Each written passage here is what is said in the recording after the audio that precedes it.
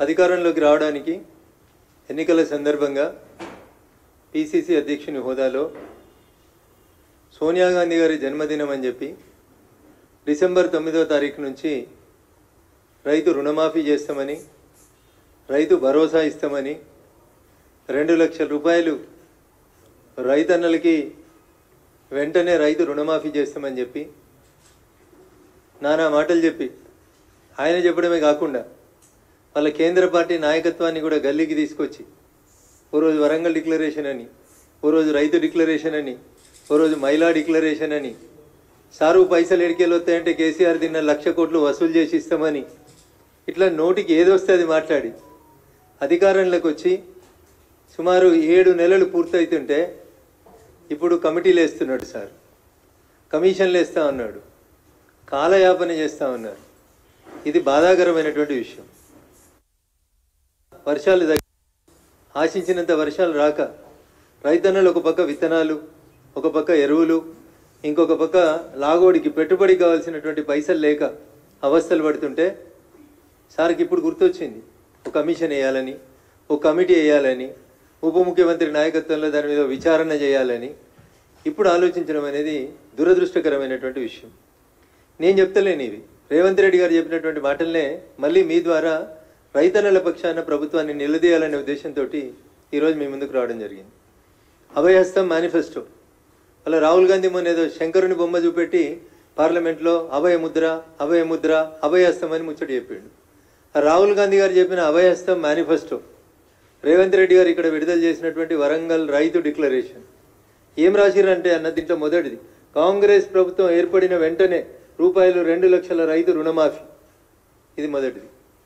రెండోది ఏం రాసిరన్నా ఇందిరమ్మ రైతు భరోసా, భూమి ఉన్న రైతులతో పాటు కౌలు రైతులకు కూడా ఏడాదికి ఎకరాకు రూపాయలు 15,000, భూమి లేని ఉపాధి హామీ రైతు కూలీలకు ఏడాదికి 12,000, అన్ని పంటలకు మెరుగైనటువంటి పంట రేటు.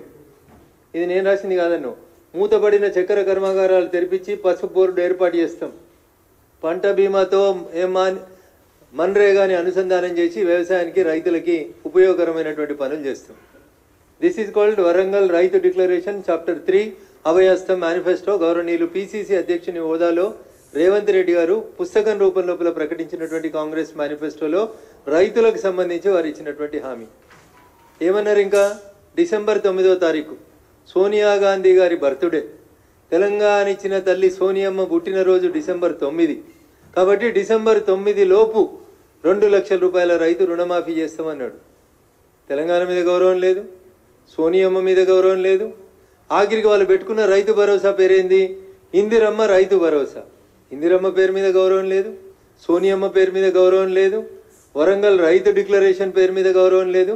కాంగ్రెస్ పార్టీకి తాను ఇచ్చినటువంటి ఎన్నికల మేనిఫెస్టో మీద అంతకంటే గౌరవం లేదని చెప్పడానికి ఈ ఒక్క పేజీ చాలని నేను అనుకుంటా ఉన్నా.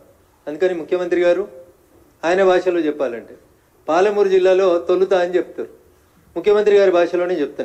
నేను చెప్పింది కాదు, తొలుత ఆయన అన్నమాట. తొలుత తొలుత అంటే ఫస్ట్ అని అర్థం. అట్లా పాలమూరుల భాషలో జర అదొక పదంగా టిపికల్గా వాడతారు దాన్ని. దాంట్లో చెప్పిండు ఆయన. ప్రముఖ తెలుగు దినపత్రికలో వాళ్ళ నాయకుడు, ప్రస్తుత ఎల్ఓపి కాంగ్రెస్ పార్టీ లోక్సభ పక్ష నాయకుడు రాహుల్ గాంధీని పక్కన పెట్టుకొని ఆయన చెప్పినటువంటి మాట, తొలుత రైతు రుణమాఫీ అన్నాడు. ఇంకా తొలుత రాలే, తొలకరు రాలే ఈయనకి. ఇంకా తొలకరు వర్షాలు ఎప్పుడు వస్తాయో తెలియదు ఈయనకు. తొలుత అంటే 9 నెలల. ఇవాళ డిసెంబర్ 7వ తారీఖు రోజు ముఖ్యమంత్రిగా ప్రమాణం చేసిండు. ఆయన భాషలో, వాళ్ళ పాలమూరు భాషలో ఆయనే చెప్పిన మాట తొలుత రైతు రుణమాఫీ. తొలుత పోయింది, 9 నెలలు అయితే పిల్లలు కూడా పుట్టే టైం వచ్చింది, కానీ తొలుత యాదికి వస్తలేదు రేవంత్ రెడ్డి గారికి. ఇప్పుడు ఉప ముఖ్యమంత్రి గారట, ఇంకో 4 మంత్రులట కమిటీ చేస్తారంట. My question is straight to the state government and honourable chief minister. Committee నివేదిక ఇచ్చిన తర్వాత మళ్ళీ ఈ డబ్బులు తెచ్చుకోవడానికి మళ్ళీ అడిగిపోతావు? ఏడికేళ్ళు అవుతాయి?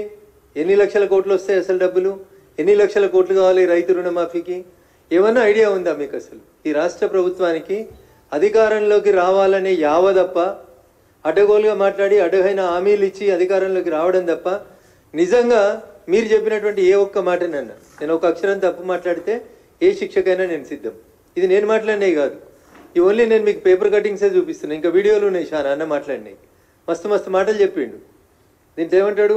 ఆగస్టు 15 నుంచి 30 లక్షల ఉద్యోగాల భర్తీ వచ్చేసింది 15 ఆగస్టు. దీనికి ఇంకా నెలనే బాకీ ఉన్నది.